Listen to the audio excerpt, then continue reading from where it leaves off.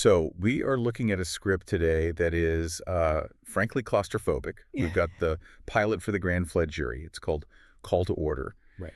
And it takes this standard legal procedural and just completely inverts it. It's almost bureaucratic horror. It is. And the mission for this deep dive is really to look at how it does that. We're not just, summarizing a ghost story. Right. We're trying to analyze how the script builds this concept of justice as a kind of persistent memory.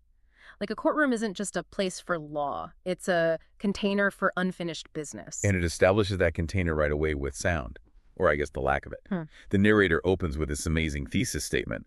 Every system has a sound when it fails. That line does so much heavy lifting. It suggests that institutional failure isn't some That's big... the line explosion, yeah. Exactly. It's an ambient noise. The text calls it an active silence. You've got a clock ticking, this low hum, chair scraping. It's not a dead space. It's a waiting space. Hmm. The writer is basically using the room itself as an antagonist, putting pressure on the characters before anything supernatural even happens. And speaking of the characters, you have Harold and Marjorie. On paper, they're just a bailiff and a witness, but they really represent two ways of dealing with trauma. Harold is pure denial. He's obsessed with the mundane stuff, keys, coffee filters, Mhm. the time on the clock. Right. He's trying to put this logical framework on a situation that makes no sense. Yeah. If the clock is wrong, he can fix it. And if he can fix it, the world is stable.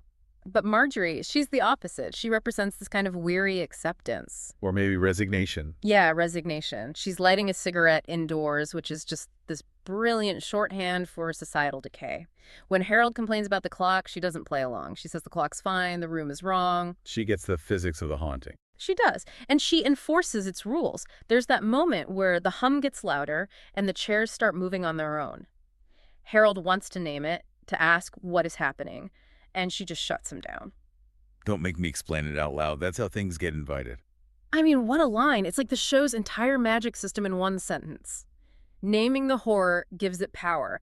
If you acknowledge the absurdity, the system consumes you. Which brings us to the visual center of the core of the whole scene, really, the jury box. Mm-hmm. The 12 empty chairs. And the script describes them as having no names, no bodies, but the narrator insists that every single seat is occupied. It's the concept of negative space, but for a person, and the detail that they don't disturb the dust. Right. Usually a ghost story needs the ghost to do something, throw a book, slam a door. Here, the horror is just in their stillness, their presence. Because they're waiting for a case that, as Marjorie says, never finished. And this builds to the climax where the abstract becomes totally literal. She forces Harold to read the day's docket. And this is where the script really pivots. The case isn't State versus John Doe. It reads, the people versus the absence of accountability. That phrasing is so vital, not person, but a concept. It suggests the jury isn't back to prosecute a specific criminal. They're there to prosecute the void, the gap left behind when justice failed. Exactly. And then the pressure in the room drops, and this disembodied voice says the court is not in session, but in memory. Which is the core argument of the whole piece, really. It's saying that accountability has a physical mass.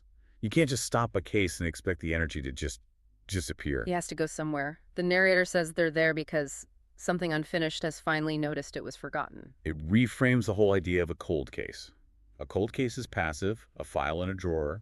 This is active. It creates its own courtroom. And the episode ends on such a specific sound cue, a soft gavel. It's not struck. No, it's just placed down on the desk. It's a beginning, not an ending. It's signaling that the memory is now in charge. The silence we heard at the beginning, that was the system holding its breath. And now it's exhaling.